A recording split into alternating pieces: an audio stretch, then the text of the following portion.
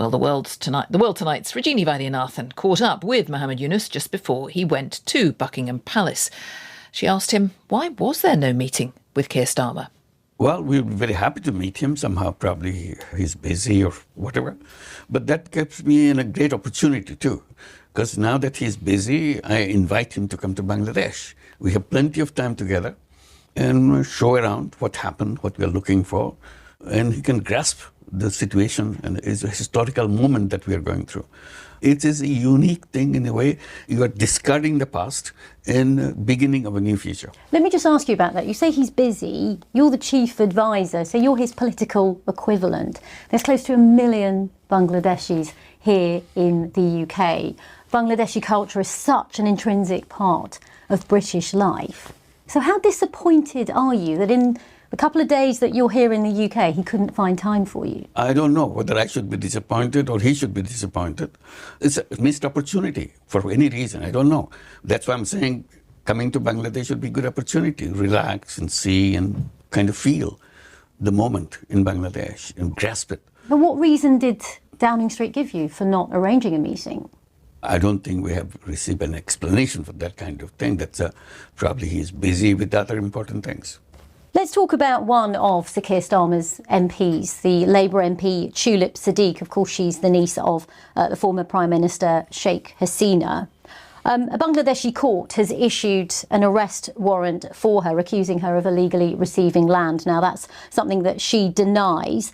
She's written to you. We've seen the letter. She's asked to meet you while you are here. Will you meet her? No, I'm not, because it's a legal procedure. I don't want to interrupt the legal procedure. Let the procedure continue. So the UK government's advisor on ministerial standards carried out an investigation into Tulip Siddiq. She was cleared. She says that your anti-corruption commission hasn't produced any evidence against her. Why is the ACC, the Anti-Corruption Commission of Bangladesh, therefore still investigating her? Well, so in a court matter, court will decide that enough materials are available to pursue the case or cancel. But you are the chief advisor in Bangladesh. You came in saying that you wanted to stamp out corruption. So I just repeat that question really, because the head of the ACC says that this isn't an unsubstantiated investigation. I'll just take the quote here. He said the allegations are by no means targeted and baseless, and yet Siddiq's legal team say that they haven't seen any evidence. In fact, they say she hasn't even spoken to them, the ACC. But the legal procedure needs the lawyers get together, exchange information with each other. That's why she's saying that hasn't happened. So it's not too late yet. I mean, it's a procedure always takes time.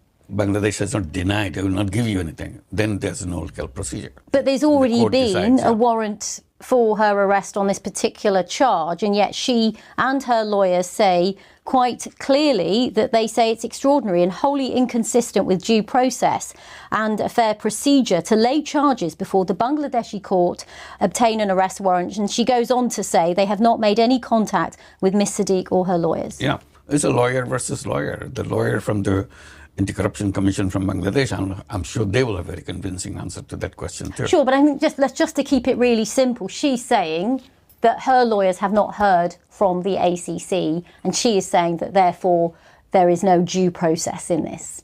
Then the lawyer from Anti-Corruption Commission will explain how it is a very legal procedure. I get that, but I guess as chief advisor, are you now urging, therefore, your Anti-Corruption Commission to be more transparent? Would you say this now on record, that they need to provide the information as soon as possible so that there's no doubt about these charges, which of course she denies? But if you do believe there's a case, is that what you're now saying then? As chief advisor, I have full confidence in our Anti-Corruption Commission that they're doing the right thing. There is, of course, an arrest warrant for Tulip Siddiq, as we've discussed. If there is a body of evidence that is produced before her, would there be a situation where you would seek her extradition? Again, it's a legal procedure. That's something which one step takes to the next step. And the but next would that be part of the procedure? If it is a part of the legal procedure, so it's a possibility, if there is enough evidence, the ACC could seek her extradition? If the law requires that. Bangladesh has been one of the top 10 recipients of UK aid. We've heard in recent weeks and even yesterday in the spending review, that the foreign aid budget is going to be dramatically cut. How is that going to affect the people of Bangladesh? First of all, we'll be very happy to get some help during our crisis period that we are going through right now. But if it's not available, we still will continue to make our own efforts and doing things, increasing our own income. How much of a blow is it, Professor Yunus? It's a big blow. The British one, this is part of the life that goes on, ups and downs. Today it reduced, tomorrow that will increase, depending on situations what you have here. But we have to deal with the situation. Like suddenly we hear that USAID stopped all the money completely, 100%, done, finished. And we see around what happened. Major things that happen in Bangladesh. Rohingya issue that we have, all the money is cut off, zero. The whole Rohingya issue suddenly became a terrible news for us. So shocking thing that happened. But we have to deal with that. Rohingyas cannot disappear just because the money disappears. Mohammed Yunus speaking there to my colleague Rajini Vaidyanathan. And just to tell you, we did contact Tulip Siddiq MP to ask her onto the programme. She declined but sent us this statement. I'm disappointed that Professor Yunus refused to meet me during his visit. He's been at the heart of a political vendetta based on fantasy accusations with no evidence, relentlessly briefed to the media. I hope he's now serious about ending the practice of smearing me in the press and allowing the courts to establish that their investigations have nothing to do with me.